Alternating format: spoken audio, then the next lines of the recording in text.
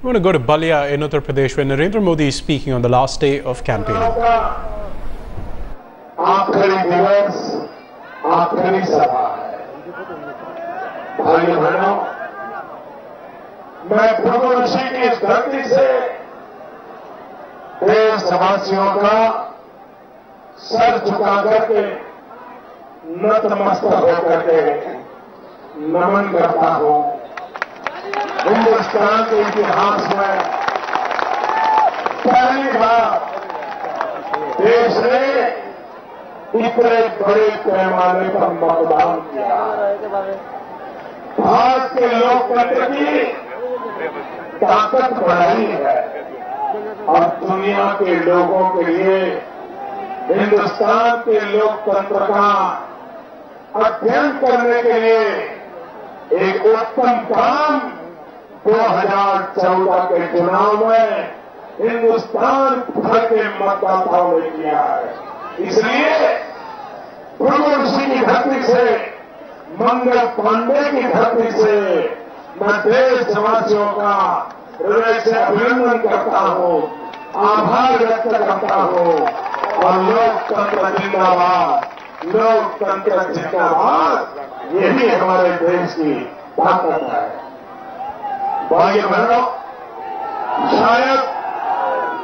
शायद हिंदुस्तान में किसी भी चुनाव में किसी भी राजनेता को जनता जनार्दन के पास जाकर के रूबरू मिलकर के इतने का सौभाग्य नहीं मिला है जितना मुझे अकेले को मिला।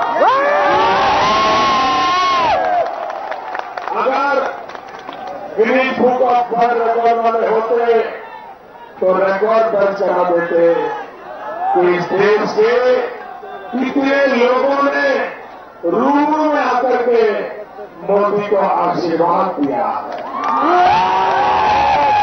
अपने आप में करोड़ों लोगों का रूबरू में आकर के मुझे आशीर्वाद देना, भाइयों बहनों, परमात्मा के आशीर्वाद से यह आशीर्वाद जरा भी कम नहीं,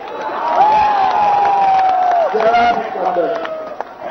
भाइयों बहनों, आपको आश्चर्य तो होता होगा कि मोदी रोज दौड़ रहा है, कभी इस शहर में तो कभी उस शहर में, कभी यहां सभा तो कभी वहां सभा।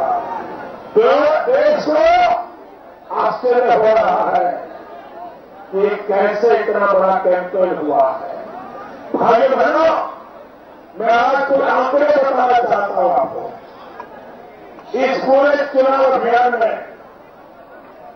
भारतीय जनता पार्टी की अपनी व्यवस्था से मैं करीब 5,800 स्थानों पर मतदाताओं से प्रत्यक्ष संपर्क कर पाया। ये हिंदुस्तान के इतिहास में कभी संभव नहीं। 5,800 स्थान पर मैं टीवी इंटरव्यू की बात नहीं करता, टीवी इंटरव्यू में लाखों गांवों में गया, दुनिया के अनेक देशों में गया।